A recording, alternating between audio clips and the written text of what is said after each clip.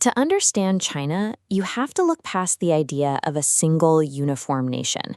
This is a massive, volatile ecosystem where subarctic blizzards freeze the north while blistering heat bakes the western deserts. Covering roughly 9.6 million square kilometers, the landmass stretches from the 8,800-meter peak of Mount Everest in the far west all the way down to the humid shores of the East China Sea. Navigating this unpredictable terrain are 1.4 billion people, all figuring out how to carve out a life across radically different environments. The physical spread is so vast that it crosses 5 separate geographic time zones. Yet, officially, every single person in this giant expanse sets their watch to a single unified clock, Beijing time.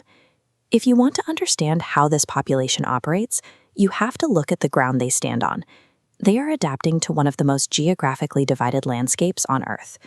Look at this topographical map. Nearly 70% of China's surface is actively hostile to dense human settlement. That red overlay covers the freezing altitudes of the Tibetan Plateau, the massive mountain ranges, and the arid expanses of the Xinjiang deserts. Move further inland, and you hit regions like the Loess Plateau. It's a dry, windswept terrain formed by fine yellow soil that battles intense erosion. That leaves just 30% of the country, mostly the lower plains and basins in the east, with soil fertile enough to actually support major agriculture. You have over 1 billion people effectively crammed into a fraction of their own landmass. The question is how they managed to build such distinct, enduring cultures while packed into these eastern corridors. The answer to surviving the crowded eastern plains actually comes from the hostile west. The towering Himalayas act as a massive water tower for the rest of the continent.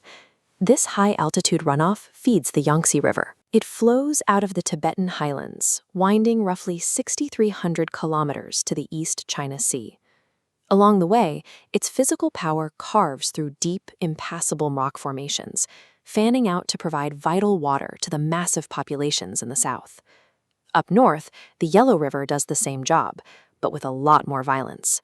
It carries so much heavy, yellow sediment that it routinely bursts its banks, earning it 2 conflicting titles in Chinese history: China's pride and China's sorrow.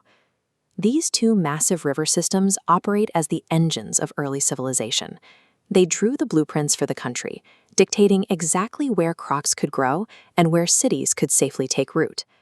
Because the Yellow River Basin deals with dry air and subarctic winters, early farmers had to rely on a highly resilient cold weather crop, wheat.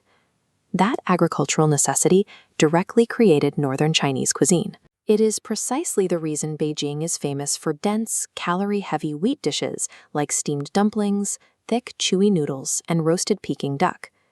Drop down to the south, where the Yangtze and Pearl Rivers pool into deep basins. The climate here features heavy monsoon rains and tropical heat, which is the exact calibration needed to maintain massive, waterlogged rice paddies. In the Sichuan Basin, locals are surrounded by heavy, oppressive humidity. To cut through that physical dampness, they developed a regional diet reliant on blistering oils and numbing peppercorns to generate internal heat. Move out to the eastern seaboard, and the heavy inland spices disappear. Coastal Cantonese cuisine relies on light, fresh flavors, dictated entirely by the daily catch from the ocean. Every local dish functions as a direct evolutionary response to altitudes, soil compositions, and regional humidity. Surviving these volatile environments meant paying close attention to the shifting seasons. That strict observation of natural cycles led to the creation of the Chinese lunar calendar. It sets the schedule for the Spring Festival, a massive communal gathering that marks the end of a brutal winter and signals the crucial reset for planting crops. Later in the year, the Dragon Boat Festival acts as a direct cultural tribute to both the life-giving power and the inherent danger of the southern river systems.